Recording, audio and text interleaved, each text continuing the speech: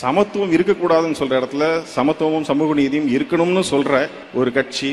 கல்வி நம்ம எல்லாருக்கும் எவ்வளவு முக்கியம்னு சொல்லி தெரிய வேண்டியதில்லை. காலை உணவு திட்டம் அப்படிங்கிறது தான். நான் வாழை ஷூட் பண்ணும்போது அந்த பையன் பசியில் வாழைப்பழம் திருடுவான். நான் முதல்ல திருட்டு பழக்கத்தை கற்றுக்கிட்டது பசியில் தான் கற்றுக்கிட்டேன். அந்த ஒரு திட்டத்துக்காக எவ்வளோ நன்றி சொன்னாலும் என்னால் அன்னைக்கு அதை எப்படி சொல்றதே தெரியல. ஏன்னா அது ஒரு முக்கியமான ஒரு பாய்ச்சலாக நான் பார்க்குறேன். பள்ளிக்கூடத்தில் மீற முடியாத, தாண்ட முடியாத, ஜெயிக்க முடியாத ஒரு விஷயம் அப்படிங்கிறது சாதிய உளவியல் தான். நாங்க 2 பேரும் அரசியலுக்கு அப்பாற்பட்டவங்க. ஆனா அந்த குடும்பத்துல நாங்க எப்பயுமே இருக்கிறோம், எப்பயுமே கூட பழகிக்கிட்டே இருக்கோம். இந்த மதிய சோறு போடுற மாதிரி காலையிலயும் சோறு போட்டிருந்தா கொஞ்சம் சந்தோஷமா இருந்திருக்குல்ல, ஸ்கூல்ல சாப்பிட்டுருக்கலாம்ல. சினிமா மேடைகள்ல மட்டுமே பேசுற எனக்கு இது ஒரு பெரிய மேடை. கொஞ்சம் தயக்கமா இருக்கு. தமிழ்நாடு முதல்வர் ஐயாவுக்கும், தெலுங்கானா முதல்வர் ஐயாவுக்கும், தமிழ்நாடு துணை முதல்வர் அவர்களுக்கும், அமைச்சர்கள் அனைவருக்கும் வணக்கம். உங்க எல்லாருக்கும் வணக்கம். கல்வி நம்ம எல்லாருக்கும் எவ்வளவு முக்கியம்னு சொல்லி தெரிய வேண்டியதில்லை. தமிழ்நாட்டில் எப்போதுமே கல்விக்கு முக்கியத்துவம் இருந்திருக்கு. அப்பா அம்மா எவ்வளவு கஷ்டப்பட்டாலும், சாப்பாட்டுக்கு வழி இல்லைனாலும் பிள்ளைங்களை படிக்க வைக்கணும்னு நினைப்பாங்க. அது 50 வருஷமா தமிழ்நாட்டில் தொடர்ந்து கல்விக்காக நடந்த வேலை. அது இப்போ கல்வியை நம்ம கிட்ட இருந்து சிஸ்டமிக்கா எடுக்கிறதுக்கு ஒரு வேலை நடக்குதுன்னும் போது அதை சிஸ்டமிக்காவே எப்படி எதிர்க்கணும், அதை சிஸ்டமிக்கா எப்படி எதிர்கொள்ளணும்ன்றது தான் இந்த 4 வருஷத்துல நடந்திருக்கிறது. குறிப்பா இந்த மேடையில நாம பார்த்த அந்த உயர்கல்வி இந்த வருஷம் சேர்ந்த அந்த மாணவர்களுடைய எண்ணிக்கை இருக்கு இல்லையா, அது எனக்கு ரொம்ப நெகிழ்வா இருந்தது. நாம ஒரு உண்மையிலேயே கல்வியில நாம ஒரு பெரும் பாய்ச்சலை கண்டிருக்கிறோம் தான் எனக்கு சொல்லணும்னு தோணுது. இது சாதாரண விஷயம் இல்லை. ஏன்னா நாம அங்க போயிடக்கூடாதுன்றதுக்கு அவ்வளவு வேலைகள் நடக்குது. ஆனாலும் நம்ம அங்க போவோம், எப்படி போக வைக்கணும்னு எங்களுக்கு தெரியும்னு செய்யற ஒரு செயல் ரொம்ப ரொம்ப ரொம்ப நன்றிக்குரியது. நாம ரொம்ப அந்த அந்த மாணவர்கள் போல நாம் எல்லாருமே ரொம்ப நன்றியோட இருக்கணும். அண்ட் எல்லாரும் சொன்னது போல காலை உணவு ரொம்ப முக்கியம். பள்ளியில் அது கிடைக்குதுன்னு போது அதுக்காகவே பள்ளிக்கு வர்றவங்க இருக்காங்க. பள்ளியோட நின்றுடாம பல பேர் பள்ளியோட நிறுத்திடுறாங்க. ஆனால் இப்போ இந்த year school to college transition அவ்வளவு இருந்திருக்குன்னு சொல்றாங்க. அது 2 மடங்கா அதிகமாக இருக்குன்றாங்க. அந்த அளவுக்கு திட்டங்களும் ஊக்கமும் அதை செயல்படுத்தக்கூடிய ஆற்றல் மிக்க ஒரு குழுவும் இருக்கிறது. நம்ம எல்லாருக்கும் கிடைச்சிருக்க ஒரு பெரிய பலம். அது ரொம்ப ரொம்ப நன்றி. முதல்வருக்கு ரொம்ப நன்றி. இந்த அரசுக்கு ரொம்ப ரொம்ப பெரிய நன்றி. இந்த வாய்ப்பு கொடுத்ததுக்கு ரொம்ப நன்றி. கொஞ்சம் பதட்டமா இருக்கேன். நன்றிங்க, நன்றி. அனைவருக்கும் நன்றி. சினிமா மேடைகள்ல மட்டுமே பேசுற எனக்கு இது ஒரு பெரிய மேடை. கொஞ்சம் தயக்கமா இருக்கு. தமிழ்நாடு முதல்வர் ஐயாவுக்கும், தெலுங்கானா முதல்வர் ஐயாவுக்கும், தமிழ்நாடு துணை முதல்வர் அவர்களுக்கும், அமைச்சர்கள் அனைவருக்கும் வணக்கம். உங்க எல்லாருக்கும் வணக்கம். கல்வி நம்ம எல்லாருக்கும் எவ்வளவு முக்கியம்னு சொல்லி தெரிய வேண்டியதில்லை. தமிழ்நாட்டில் எப்போதுமே கல்விக்கு முக்கியத்துவம் இருந்திருக்கு. அப்பா அம்மா எவ்வளவு கஷ்டப்பட்டாலும், சாப்பாட்டுக்கு வழி இல்லைனாலும் பிள்ளைங்களை படிக்க வைக்கணும்னு நினைப்பாங்க. அது 50 வருஷமா தமிழ்நாட்டில் தொடர்ந்து கல்விக்காக நடந்த வேலை. அது இப்போ கல்வியை நம்ம கிட்ட இருந்து சிஸ்டமிக்கா எடுக்கிறதுக்கு ஒரு வேலை நடக்குதுன்னும் போது அதை சிஸ்டமிக்காவே எப்படி எதிர்க்கணும், அதை சிஸ்டமிக்கா எப்படி எதிர்கொள்ளணும்ன்றது தான் இந்த 4 வருஷத்துல நடந்திருக்கிறது. குறிப்பா இந்த மேடையில நாம பார்த்த அந்த உயர்கல்வி இந்த வருஷம் சேர்ந்த அந்த மாணவர்களுடைய எண்ணிக்கை இருக்கு இல்லையா, அது எனக்கு ரொம்ப நெகிழ்வா இருந்தது. நாம ஒரு உண்மையிலேயே கல்வியில நாம ஒரு பெரும் பாய்ச்சலை கண்டிருக்கிறோன்னு தான் எனக்கு சொல்லணும்னு தோணுது. இது சாதாரண விஷயம் இல்லை. ஏன்னா நாம அங்க போயிடக்கூடாதுன்றதுக்கு அவ்வளவு வேலைகள் நடக்குது. ஆனாலும் நம்ம அங்க போவோம், எப்படி போக வைக்கணும்னு எங்களுக்கு தெரியும்னு செய்யற ஒரு செயல் ரொம்ப ரொம்ப ரொம்ப நன்றிக்குரியது. நாம வந்து ரொம்ப அந்த அந்த மாணவர்கள் போல நாம் எல்லாருமே ரொம்ப நன்றியோட இருக்கணும். அண்ட் எல்லாரும் சொன்னது போல காலை உணவு ரொம்ப முக்கியம். பள்ளியில் அது கிடைக்குதுன்னு போது அதுக்காகவே பள்ளிக்கு வர்றவங்க இருக்காங்க. பள்ளியோட நின்றுடாம பல பேர் வந்து பள்ளியோட நிறுத்திடுறாங்க. ஆனால் இப்போ இந்த year school to college transition வந்து அவ்வளவு இருந்திருக்குன்னு சொல்றாங்க.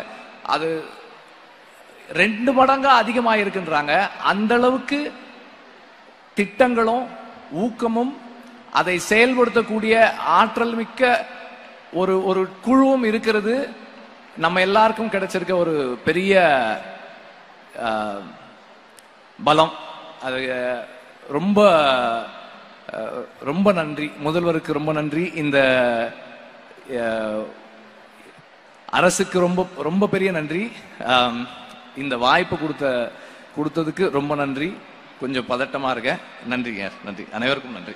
இந்தி போராட்ட சமயத்துல ஒரு கையெழுத்து பிரதியை வந்து அடிக்கடி அண்ணா படிச்சாராம். படிச்சுட்டு யாருப்பா ஒரு அழகா எழுதுறா, அந்த இளைஞரை நான் மீட் பண்ணணும்னு சொன்னாராம். அவரை பிடிச்சிட்டு வந்து கூட்டி வந்து நிறுத்தினாங்களாம். அண்ணா பார்க்கும்போது ஒரு 14 வயசு பையன் நின்றாராம். அவர் தான் மு. கருணாநிதி. அவர் ஷாக் ஆயிட்டாராம். என்னப்பா, நான் ஒரு 30 வயசு இருக்குன்னு நினைச்சா, நீ 14 வயசுல இருக்கு, நீ ஸ்கூலுக்கு போலையான்னு. இல்லைங்க அண்ணா, நான் ஸ்கூலுக்கு போறது இல்லை அப்படின்னாராம். அதெல்லாம் வேணாம், முதல்ல நீ ஸ்கூலுக்கு போ, அதுக்கப்புறம் தான் அரசியல், அதுக்கப்புறம் தான் போராட்டம்னாராம். வீட்டுக்கு வந்துட்டாராம்.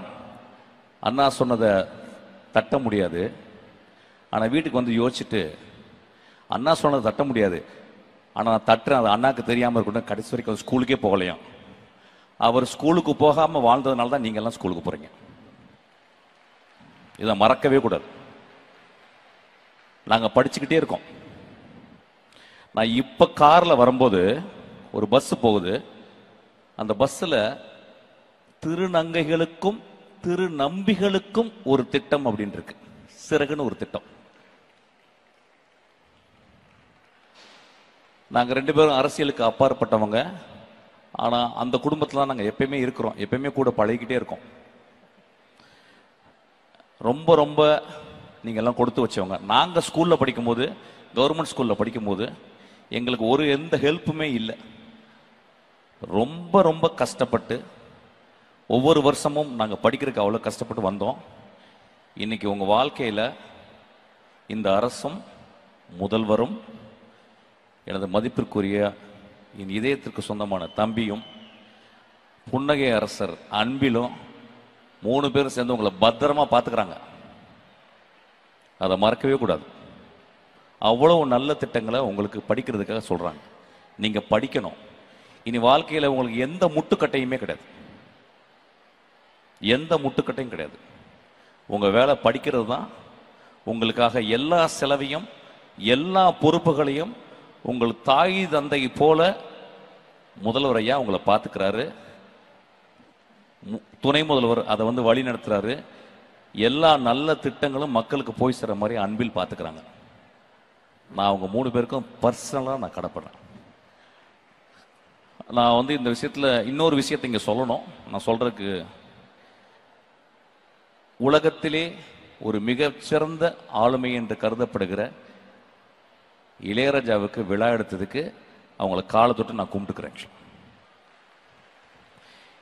உலகத்தில் எந்த அரசும் ஒரு இசைக்கலைஞனுக்கு எடுக்காத ஒரு விழாவை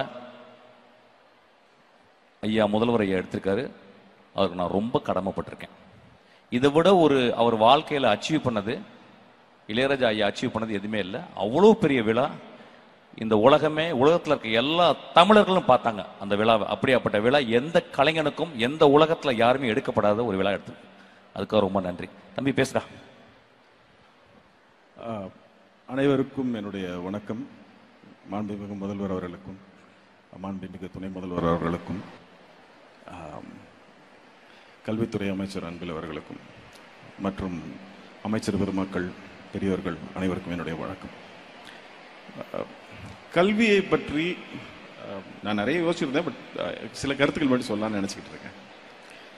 கல்வியை பற்றி 2000 வருடங்களுக்கு முன்னால ஒரு பாண்டிய மன்னன் அவர் ஒரு பாடல் எழுதியிருக்கிறார். இதில் பாலகிருஷ்ணன் ஐயா வந்து பல இடங்கள் அதை பற்றி பேசியிருக்கிறார். அதோடைய கடைசி 4 வரிகள் ரொம்ப முக்கியமானது. வேற்றுமை பொருந்திய நாற்பால் உள்ளும் கீழ்ப்பால் ஒருவன் கற்பின் மேற்பால் ஒருவனும் அவன் கண் படுமே அப்படின்னு சொல்றார். கல்விக்கு வந்து 2 குணங்கள் இருக்கு. அதுல ஒரு குணம் இப்ப இவர் சொல்றது. அது என்ன குணம்னா, கல்வி வந்து கீழே இருக்கிறவன் கற்ற பின்னாடி மேல இருக்கிறவனும் அவனை மதித்து அவனோடு சேர வேண்டிய கட்டாயத்தை ஏற்படுத்தும். இது முதல் காரணம். 2வது, கல்வி என்ன செய்யும் அப்படின்னா, அதை எழுதிட்டே வந்திருக்கேன். விவேக சிந்தாமணி அப்படிங்கிற ஒரு புத்தகத்துல ஒரு பாடல் இருக்கு. வெள்ளத்தால் போகாது, வெந்தனலால் வேகாது, மண்ணலாலும் கொள்ளலாகாது, மன்னராலும் எடுத்துக்க முடியாது, கொடுத்தாலும் நிறைவொழிய குறையாது. அது என்னன்னா, நம்ம எதுக்கு படிக்கிறோம்? படிச்சு நல்ல வேலைக்கு போய் சம்பாதிச்சு குடும்பத்தை காப்பாற்றி அப்பா அம்மாவை காப்பாற்றி குழந்தைங்களை காப்பாற்றுறதுக்காக போகிறோம். அதை நான் ஒருவேளை என்னால் முடிஞ்சு நான் ஒரு 1 கோடி ரூபாய் யாருக்கோ கொடுத்தேன்னா அவங்களால சந்தோஷமாக வாழ்ந்துட முடியும். ஆனால் என்கிட்ட அந்த 1 கோடி ரூபாய் இருக்காது, ஏன்னா நான் அதை கொடுத்துட்டேன். ஆனால் கல்வி இருக்கு இல்லையா, அதை வைத்து நாம் கற்று நாம் பணம் ஈட்டும் பொழுது அந்த கல்வி என்னையும் அறிவாளியாகவே வைத்திருக்கும், அதை வாங்குபவரையும் அறிவாளியாக வைத்திருக்கும். என்னிடம் இருக்கும் கல்வி அவருக்கும் போய் சேரும், அவரை எனக்கு சமமாக மாற்றும் அல்லது என்னை அவருக்கு சமமாக ஏற்றும். இதனால தான் கல்வியை வந்து கற்கக்கூடாதுன்னு பழங்காலத்திலிருந்து இன்னைக்கு வரைக்கும் தடுத்துக்கிட்டே இருக்காங்க. இது ரொம்ப ரொம்ப முக்கியமான பாயிண்ட். கற்றுக்கிட்டு வந்திருந்த நாம ஏன் நடுவில் கல்வியை இழந்தோன்றதை யோசிக்கணும். 2 விதமான கருத்தியல்கள் இருக்கு கல்வியை சார்ந்து. ஒன்று திராவிட கருத்தியல், எல்லாரும் படிக்கணும், எல்லாரும் அறிவாளியா இருக்கணுங்கிறது. இதை வந்து இப்ப நான் சொன்னேன் இல்லைங்களா, இந்த பாண்டிய நெடுஞ்செழியன் காலத்திலிருந்து போன செஞ்சுரியில் இருந்த பாரதியார் வரைக்கும் அவரு கூட சொல்லியிருக்காரு, அன்ன சத்திரம் 1000 நாட்டலும் ஆலயம் 10000 கட்டலும் அப்படின்னு சொல்லி அதோடைய எண்டில் என்ன சொல்லியிருக்காருன்னா, இன்னும் பல புண்ணியங்களை தாண்டி கோடி மடங்கு பெரிய புண்ணியம் அங்க ஒரு ஏழைக்கு கல்வி அறிவித்தல் சொல்லியிருக்கிறார். அப்படிப்பட்ட ஒரு புண்ணியமான செயல் வந்து கல்வி அறிவிக்கிறது. இப்போ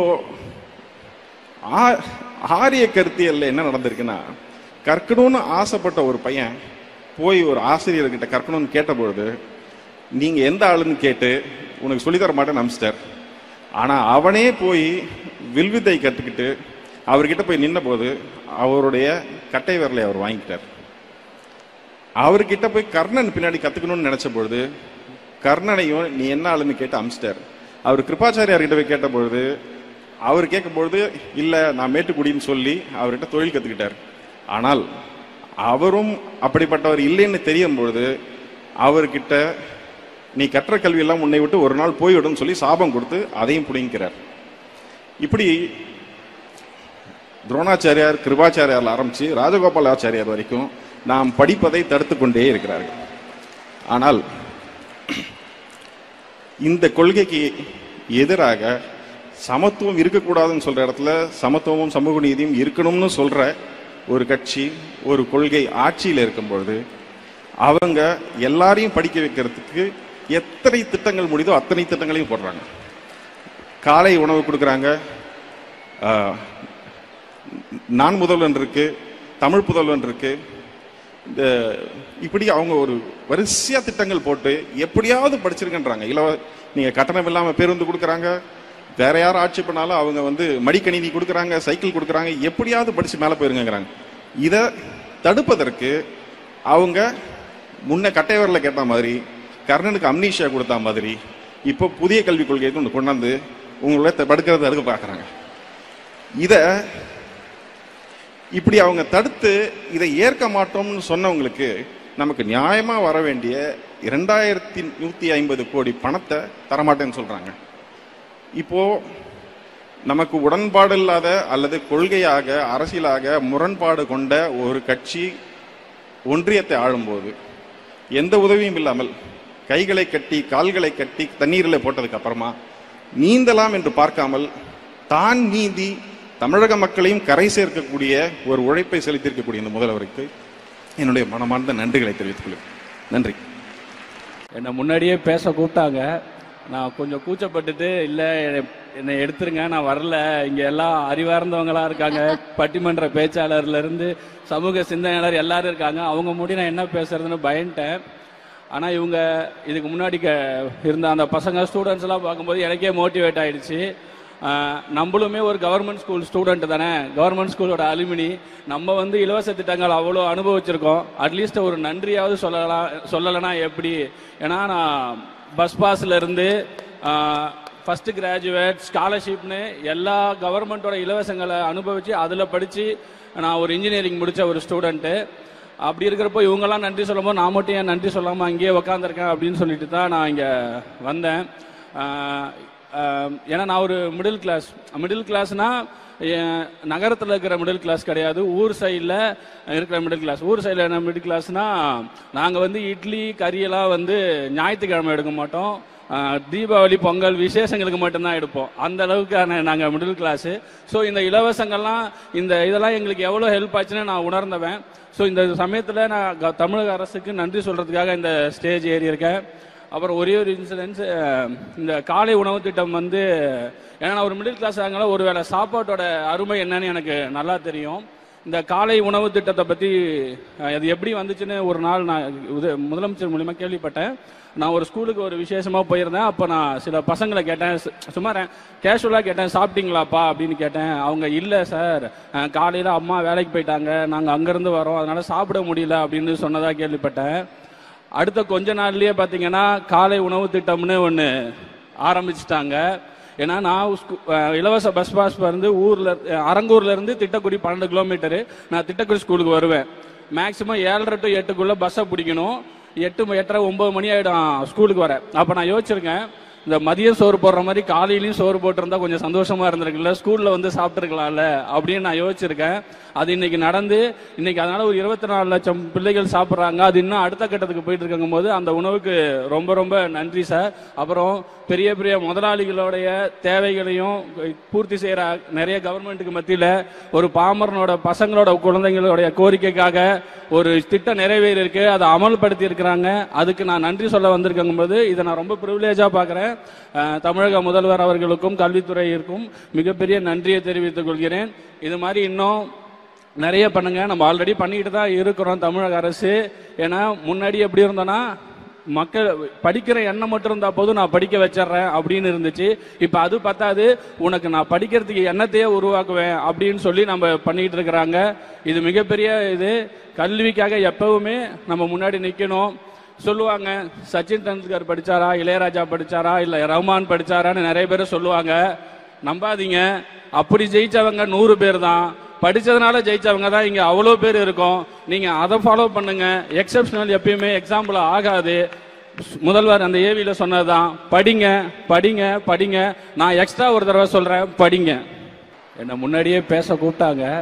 நான் கொஞ்சம் கூச்சப்பட்டுட்டு இல்லை என்னை எடுத்துருங்க, நான் வரல, இங்க எல்லாம் அறிவார்ந்தவங்களா இருக்காங்க, பட்டிமன்ற பேச்சாளர்ல இருந்து சமூக சிந்தனையாளர் எல்லாரும் இருக்காங்க, அவங்க முடி நான் என்ன பேசுறதுன்னு பயன்ட்டேன்.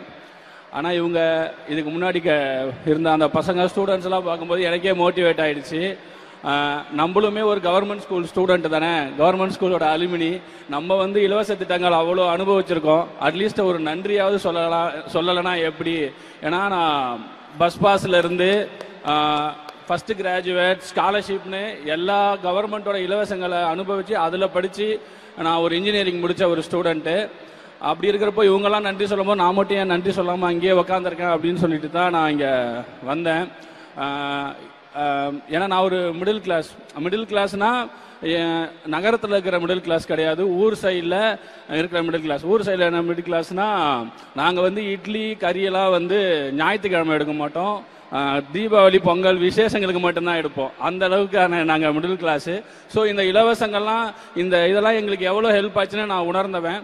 ஸோ இந்த சமயத்தில் நான் தமிழக அரசுக்கு நன்றி சொல்கிறதுக்காக இந்த ஸ்டேஜ் ஏறி இருக்கேன். அப்புறம் ஒரே ஒரு இன்சிடென்ட்ஸ், இந்த காலை உணவு திட்டம் வந்து, ஏன்னா நான் ஒரு மிடில் கிளாஸ் ஆகனால ஒரு வேளை சாப்பாட்டோட அருமை என்னன்னு எனக்கு நல்லா தெரியும். இந்த காலை உணவு திட்டத்தை பற்றி அது எப்படி வந்துச்சுன்னு ஒரு நாள் நான் முதலமைச்சர் மூலிமா கேள்விப்பட்டேன். நான் ஒரு ஸ்கூலுக்கு ஒரு விசேஷமாக போயிருந்தேன். அப்போ நான் சில பசங்களை கேட்டேன், சும்மா கேஷுவலாக கேட்டேன், சாப்பிட்டீங்களாப்பா அப்படின்னு கேட்டேன். அவங்க இல்லை சார், காலையில் அம்மா வேலைக்கு போயிட்டாங்க, நாங்கள் அங்கேருந்து வரோம், அதனால சாப்பிட முடியல அப்படின்னு சொன்னதாக கேள்விப்பட்டேன். அடுத்த கொஞ்ச நாள்லயே பார்த்தீங்கன்னா காலை உணவு திட்டம்னு ஒன்று ஆரம்பிச்சிட்டாங்க. ஏன்னா நான் இலவச பஸ் பாஸ் வந்து அரங்கூர்ல இருந்து திட்டக்குடி 12 கிலோமீட்டரு. நான் திட்டக்குடி ஸ்கூலுக்கு வருவேன். மேக்சிமம் 7:30 to 8 பஸ்ஸை பிடிக்கணும். 8, 8:30, 9 மணி ஆகிடும் ஸ்கூலுக்கு வர. அப்போ நான் யோசிச்சிருக்கேன், இந்த மதியம் சோறு போடுற மாதிரி காலையிலையும் சோறு போட்டிருந்தா கொஞ்சம் சந்தோஷமா இருந்திருக்குல்ல, ஸ்கூல்ல வந்து சாப்பிட்டுருக்கலாம்ல அப்படின்னு நான் யோசிச்சிருக்கேன். அது இன்னைக்கு நடந்து இன்னைக்கு அதனால ஒரு 24 லட்சம் பிள்ளைகள் சாப்பிட்றாங்க. அது இன்னும் அடுத்த கட்டத்துக்கு போயிட்டு இருக்கும் போது அந்த உணவுக்கு ரொம்ப ரொம்ப நன்றி சார். அப்புறம் பெரிய பெரிய முதலாளிகளுடைய தேவைகளையும் பூர்த்தி செய்யற நிறைய கவர்மெண்ட்டுக்கு மத்தியில் ஒரு பாமரனோட பசங்களோட குழந்தைங்களுடைய கோரிக்கைக்காக ஒரு திட்டம் நிறைவேறி இருக்கு, அதை அமல்படுத்தி இருக்கிறாங்க. அதுக்கு நான் நன்றி சொல்ல வந்திருக்கும் போது இதை நான் ரொம்ப ப்ரிவிலேஜா பார்க்குறேன். தமிழக முதல்வர் அவர்களுக்கும் கல்வித்துறையிற்கும் மிகப்பெரிய நன்றியை தெரிவித்துக் கொள்கிறேன்.